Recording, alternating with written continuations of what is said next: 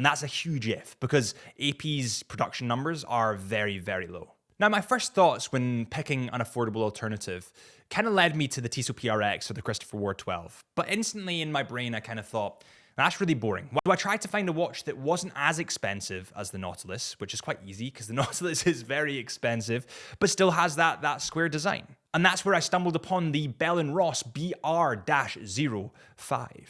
This watch comes in at 40 millimeters in diameter, has sapphire crystal glass with anti-reflective coating, of course has that iconic squared look to it. It also has that integrated bracelet, which gives this watch a ton of flair. Now, this watch comes in at £4,600. Now, to be honest, I've never been that much of a fan of Bell & Ross. It's just not my thing. And that's not to say it's bad or that they're bad watches. They're great watches, but it's just not my cup of tea. But when you have a price like this, £4,600 versus Patek Philippe Nautiluses or maybe 60 grand, you can't complain. When it comes to absolute icons in the industry, I think that the Rolex Submariner definitely takes the cake. I think that is the watch that everyone thinks of when they think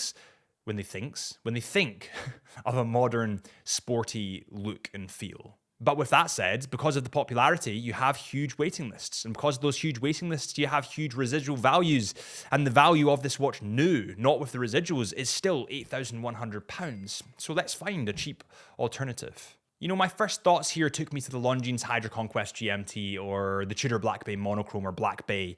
But then I thought of a watch that I reviewed last year and it was actually just a lot of fun, like a huge amount of fun, and also it was a lot cheaper. I think I found one. This is the Timex Harborside Coast 43 millimeters. It comes in at 43 millimeters, has a case height of 11 millimeters, is water resistant to 100 millimeters. It is a quartz watch, so it does have a quartz movement in it, unfortunately, and it has a black rubber strap. The dial of this watch is to die for. It has a black bezel, and honestly, I think if you are on a massive budget and you only have £100 to spend, but you want something similar to a Tudor, then I would go for this. I mean, it comes in at £95, and for that, you really can't